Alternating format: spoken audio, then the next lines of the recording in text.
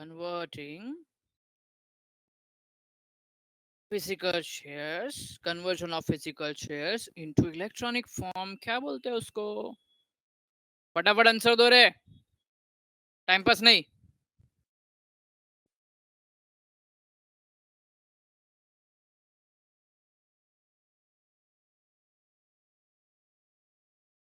उसको बोलते हैं डीमटेरियलाइजेशन। क्या बोलते हैं उसको? डीमटेरियलाइजेशन। इलेक्ट्रॉनिक फॉर्म से securities are held in electronic form. ठीक है, चलो आगे का question. Depository system, it is very similar to banking system. ये तो हम लोग ने पढ़ा था, very similar to banking system. चलो बोलो, वर्ल्ड का सबसे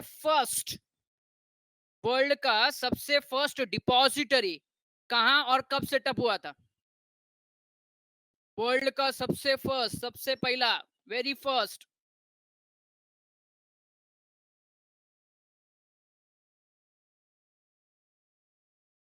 जर्मनी में 1947 में। और इंडिया में वेरी फर्स्ट टाइम, इंडिया में डिपॉजिटरी सिस्टम फर्स्ट टाइम कब इंट्रोड्यूस हुआ था?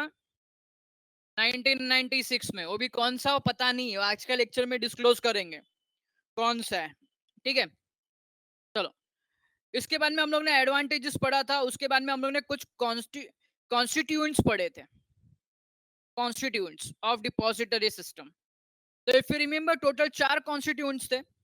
सबसे पहला था डिपॉजिटर, सेकंड था डिपॉजिटरी पार्टिसिपेंट, थर्ड था बेनिफिशियल ओनर, एंड लास्ट में the issuer, that is company. The issuer company, that is company who issues security in demat form. ये 4 पार्टिसिपेंट्स थे। ठीक है, चलो, who is the link between issuer and beneficial owner?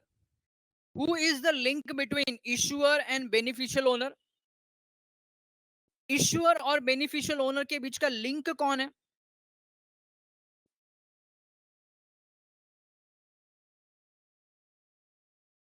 If you remember, कल मैंने last lecture में मैंने diagram बताया था। It's depository, it's depository. Depository directly not deal with public, but depository and beneficial owner, इनके बीच में कौन होता है? डिपॉजिटरी एंड बेनिफिशियल ओनर के बीच में कौन होता है? डीपी। हो फिलिशा, beneficial owner is investor. DP, depository participants, depository participant. Okay, चलो, अच्छा मुझे बताओ, डिपॉजिटरी पार्टिसिपेंट और इशूअर कंपनी, ये दोनों में कस्टोडियन कौन होता है? कस्टोडियन ऑफ सिक्योरिटी कौन होता है? ये तीनों में कस्टोडियन ऑफ सिक्योरिटी कौन होता है? डिपॉजिटरी पार्टिसिपेंट और इशूअर कंपनी में, ये तीनों में से कस्टोडियन कौन होता है?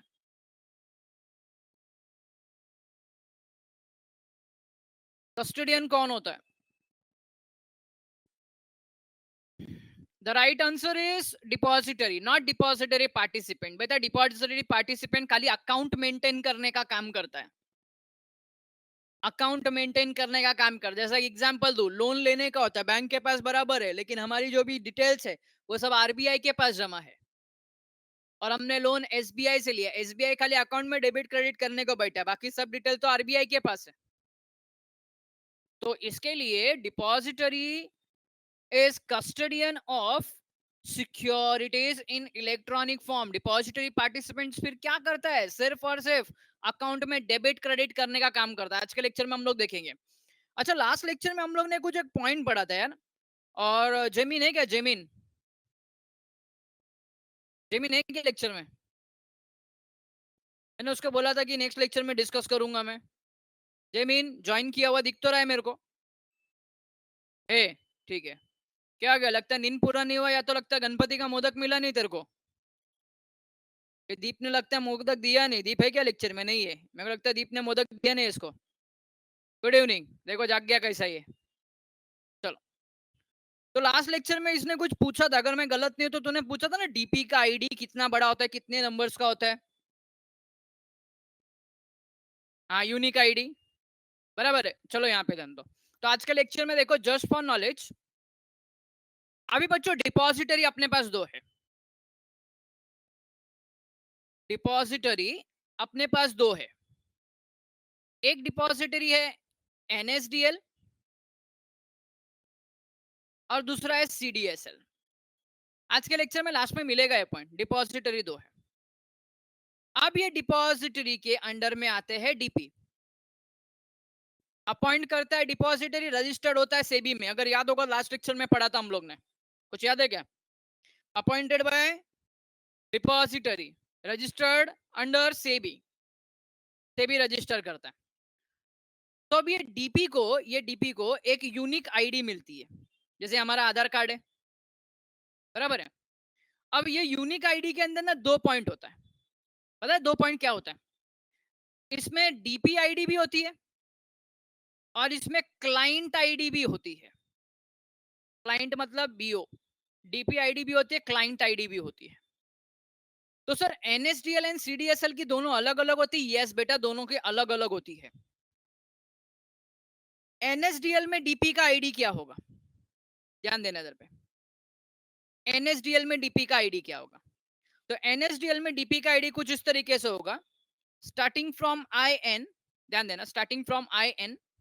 और मैं नंबर लिख रहा हूं, देख तुमको इजी बनाने के लिए। 1 2 3 4 5 6। आगे कंटिन्यू कर रहा हूं मैं। 1 2 3 4 5 6 7 8। सर ऐसे नंबर रहेगा? नहीं, नंबर कुछ भी हो सकता है। तो स्टार्टिंग के जो ये 6 डिजिट है, 1 2 3 4 5 6, ये 6 डिजिट है। मैं जानबूझ के नंबर 6 लिखा कि लास्ट पे पढ़ने को इजी हो जाए। ये होता है डीपीआईडी। क्या होता है ये? डीपीआईडी। और ये जो लास्ट के टोटल 8 है, 8 डिजिट है, ये होता है क्लाइंट आईडी।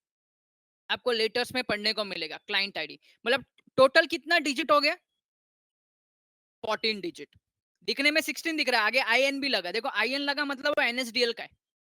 आई एन लगा मतलब किधर है? एनएसडीएल का है। सिमिलरली सीडीएसएल, सीडीएसएल सीडीएसएल का भी अपना डीपी आईडी है।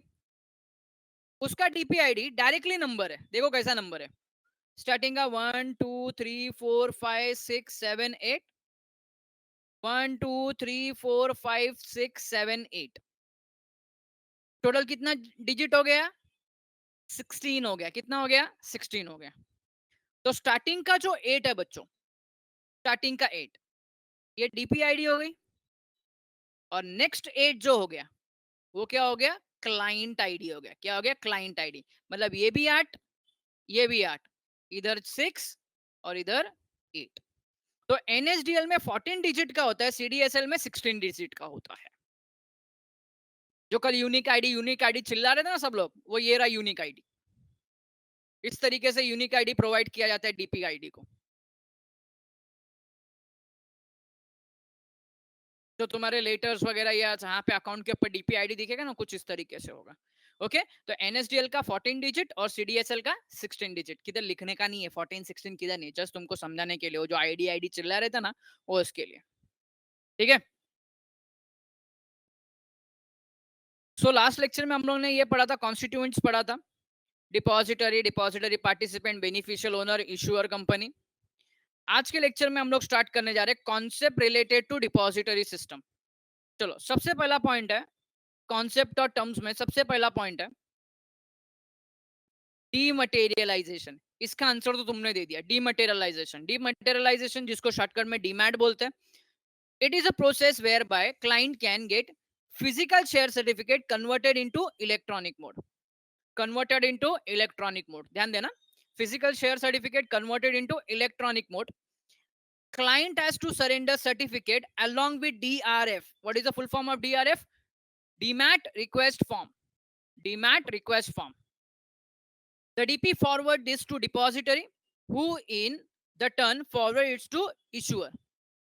After confirmation from issuer, the company will credit the security in DMAT account with DP. आगे functioning में है, देखो क्या होता है यहाँ पे, ध्यान देना बच्चों। आगे functioning में है, डीमैट का प्रोसेस किस तरीके से होता है, ध्यान देना यहाँ पे। सपोज ये बेनिफिशियल ओनर है, जिसको हम बोलेंगे क्लाइंट, आई मैं शॉर्टकट में सब लिख रहा हूँ। ये बीओ है, ये डिपॉजिटरी पार्टिसिपेंट, सॉरी डिपॉजिटरी है, बराबर, सॉरी, ये डिपॉजिटरी पार्टिसिपेंट्स है। ये काम करता हूँ ना, इधर फंक्शन में तुमको बता देता हूँ ना किस तरीके से काम करता है। ये देखो इधर पे नीचे फंक्शन में ये रहा, ये रहा, पढ़ाई के कन्वर्जन ऑफ लिए फिजिक। मेहनत तो सब करते हैं, लेकिन स्मार्ट स्टडी कौन करता है? प्री एग्जाम ऐप के साथ बनाइए अपनी तैयारी super smart. Pre exam app देता है वाइड रेंज के एग्जाम्स की तैयारी, जैसे JEE, NEET, CAT, CA foundation, CSEET, banking, railway, SSC, MBA entrance, SYJC, com, TYB com और भी बहुत कुछ। Chapter wise tests and mock tests, detailed performance analysis, और अब तैयारी होगी एकदम परफेक्ट। कहीं भी कभी भी पढ़ाई करें। और एक विशाल क्वेश्चन बैंक आपकी तैयारी को बनाए आसान। इंस्टेंट इवैल्यूएशन से तुरंत जानिए अपनी परफॉर्मेंस और पाएं पर्सनलाइज्ड फीडबैक। तो अब देरी किस बात की? प्री एग्जाम ऐप डाउनलोड करें और अपने नाम से रजिस्टर्ड करें और एक विशाल क्वेश्चन बैंक बिल्कुल फ्री और अपनी सफलता की कहानी लिखें। लिंक डिस्क्रिप्शन में है। प्री एग्जाम ऐप स्मार्ट तैयारी का साथी। Conversion of physical shares into electronic demat process. देखो यहाँ पे सबसे पहला बीओ, बीओ फर्स्ट किधर जाएगा, डीआरएफ सबमिट करेगा डीपी के पास। किसके पास? डीपी के पास। चलो मैं एग्जांपल ले लेता हूँ, डीपी एसबीआई को ले लेता हूँ। किसको लेता हूँ? एसबीआई को, अपना एसबीआई बैंक में। सबसे पहला डीआरएफ विद सर्टिफिकेट। सर्टिफिकेट का मतलब क्या? Share certificate. सर्टिफिकेट का मतलब क्या? Share certificate. सरेंडर कर देगा, मतलब लेके जाके सबमिट कर देगा। डीपी क्या करेगा? डीपी क्या करेगा? वो डीआरएफ वो पहला एक इलेक्ट्रॉनिक रिक्वेस्ट डिपॉजिटरी को भेजेगा। डिपॉजिटरी आइदर एनएसडीएल और सीडीएस, दोनों में से किसी एक के पास भेजेगा। सेकंड नंबर इधर है। And DRF with certificate issuer को भेजेगा। डीआरएफ विद सर्टिफिकेट इशूअर को भेजेगा। देखो पहला स्टेप में क्या होगा, BO sends DRF with certificate to DP. DP ने क्या किया? वो रिक्वेस्ट को डिपॉजिटरी के पास भेजा and DRF with certificate issuer को भेजा।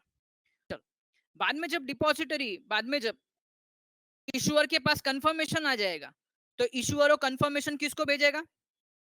कंफर्मेशन फॉर रिक्वेस्ट डिपॉजिटरी को भेजेगा। भाई मेरे पास ऐसा रिक्वेस्ट आया, तेरे पास ऐसा कुछ रिक्वेस्ट आया? तो बोलेगा यस। उसने क्या किया? वो रिक्वेस्ट को फॉरवर्ड कर दिया। जैसा उसने रिक्वेस्ट को फॉरवर्ड कर दिया, डीमैट रिक्वेस्ट को, अब यहाँ पे क्या करेगा? ये क्रेडिट करेगा। क्या करेगा? क्रेडिट करेगा। अब अकाउंट किसके पास है? वो तो अकाउंट डीपी के पास है। अकाउंट किसके पास है? डीपी के पास है।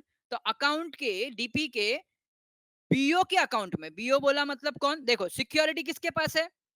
डिपॉजिटरी के पास है। और डीमैट अकाउंट किसके पास है? डिपॉजिटरी पार्टिसिपेंट्स के पास है।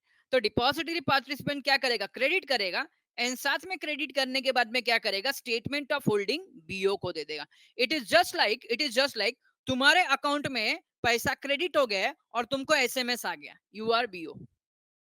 ये पूरा प्रोसेस है जो अभी डीमैट का हम लोग ने पढ़ा ना, 4-5 लाइन, वो पूरा प्रोसेस है। वापिस से रिपीट कर रहा हूं, ध्यान देना। सबसे पहला क्या होगा? यहाँ पे सब रफ कर रहा हूं वापिस से, ध्यान देना। जिसको नहीं समझा रहेगा वो यहाँ पे ध्यान दो। फर्स्ट स्टेज में देखो, नंबर के साथ में बहुत अच्छा बुक के अंदर बताया। सबसे पहला सबसे पहला कन्वर्ट किसको करने का है? बीओ को करने का है। तो बीओ विल अप्रोच, बीओ किसको अप्रोच करेगा? डीपी को, डिपॉजिटरी पार्टिसिपेंट। जैसा मैं एग्जांपल लेता हूं एसबीआई में, एसबीआई में जाएगा, बोलेगा मेरे को क्या करने का है? मेरे शेयर्स को इलेक्ट्रॉनिक फॉर्म में कन्वर्ट करने का है। मेरे शेयर्स को इलेक्ट्रॉनिक फॉर्म में कन्वर्ट करने का है। वो बोलेगा ठीक है। वो क्या बोलेगा? एक डीआरएफ भर, डीमैट रिक्वेस्ट फॉर्म, और साथ में सर्टिफिकेट दे। सर्टिफिकेट मतलब क्या? Share certificate. चलो पहला स्टेप हो गया। सेकेंड स्टेप में वो क्या करेगा? वो रिक्वेस्ट को ऑनलाइन किधर भेजेगा? डिपॉजिटरी के पास भेजेगा। ये सेकेंड स्टेप हो गया, डिपॉजिटरी के पास भेजा। एंड जैसा वो डिपॉजिटरी को भेजेगा, वो सेम डीआरएफ एंड सर्टिफिकेट का कॉपी इशूअर को भेजेगा। दोनों को कंफर्मेशन दिया है, दोनों को दिया है। इशूअर को भी दिया है, डीपी को भी दिया है। इशूअर को क्यों दिया पता है? रीजन क्या है इशूअर को देने का? सो रीजन बिहाइंड दैट, ये वॉइस ब्रेक हो रहा है क्या?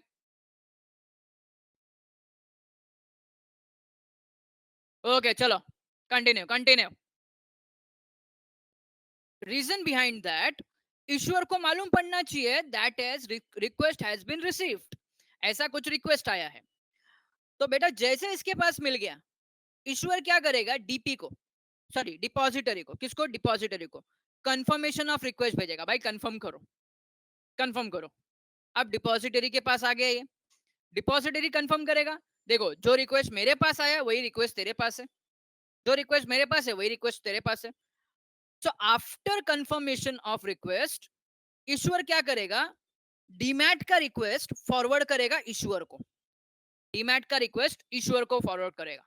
और जैसे ही वो ईश्वर को फॉरवर्ड किया, डिपॉजिटरी क्या करेगा, डीपी के साथ जो डीमैट अकाउंट है ना, डीपी के साथ डीमैट अकाउंट, वो डीमैट अकाउंट में शेयर्स क्या कर देगा, क्रेडिट कर देगा। और जैसा क्रेडिट हो गया, स्टेटमेंट ऑफ होल्डिंग बीओ के पास जाएगा, स्टेटमेंट ऑफ होल्डिंग बीओ के पास जाएगा। पहला स्टेप में बीओ ने डीपी को रिक्वेस्ट भेजा, डीपी ने डिपॉजिटरी को रिक्वेस्ट भेजा, along with that same DRF certificate किसको सबमिट किया, इशूअर को सबमिट किया। इशूअर ने कंफर्मेशन किसके पास लिया, डिपॉजिटरी, बिकॉज इशूअर और डीपी के बीच का कोई रिलेशन नहीं है, इशूअर का डील किसके साथ है, डिपॉजिटरी के साथ। डिपॉजिटरी ने डीमैट रिक्वेस्ट इशूअर को भेज दिया, जैसे ही इशूअर को डीमैट रिक्वेस्ट भेज दिया, उसने डीपी के अकाउंट में, डीपी का अकाउंट बोला मतलब कि डीपी का खुद का नहीं, किसका अकाउंट होता है वो, बीओ का अकाउंट होता है, बीओ के अकाउंट को क्रेडिट कर दिया। एंड एट द एंड में बीओ ने क्या किया, स्टेटमेंट ऑफ होल्डिंग सेंड कर दिया। स्टेटमेंट ऑफ होल्डिंग के अंदर तुम्हारा सब डिटेल होगा, कितने शेयर्स डेबिट हुए, कितना शेयर्स क्रेडिट हो गया, लाइक पासबुक जैसा। ओके, तो ये डीमैट फॉर्म। डीमैट के बाद में नेक्स्ट होता है रीमैट। अब डीमैट का उल्टा रीमैट। डीमैट में क्या होता था, डीमैट में क्या होता था, डीमैट में फिजिकल शेयर्स इलेक्ट्रॉनिक फॉर्म में कन्वर्ट होते थे, एंड रीमैट इसका टोटली उल्टा, इलेक्ट्रॉनिक फॉर्म को फिजिकल फॉर्म में कन्वर्ट करने का। तो it is the process where client get its electronic holding of security converted into physical share certificate। Demat में फिजिकल टू, देखो डीमैट में कैसा था, डीमैट में पी टू ई था, रिवर्स जाते थे, पी टू ई, इधर ई टू पी, इधर सीधा जाएंगे E to P, electronic to physical. Okay चलो, the client has to give return request in the form of RRF. देखो सेकंड डिस्टिंग्विश इधर आ गया, डीमैट के लिए डीआरएफ, रीमैट के लिए RRF to the DP. The DP forwards the RRF to issuer and depository. The issuer prints the certificate and send them to the client and simultaneously confirm the acceptance of remat request to the depository. The depository via DP debits account to the client those security। चलो इसका भी illustration देख लेते हैं हम लोग। चलो यहाँ पे ध्यान दो, ये डिपॉजिटरी है, इधर मैं रखता हूँ डीपी, इधर रखता हूँ डिपॉजिटरी,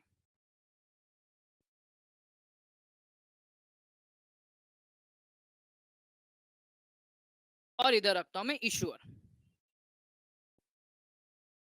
ओके अभी हम लोग है ना रीमैट पढ़ रहे हैं, शायद रीमैट का अपने पास नहीं है उधर पे प्रोसेस।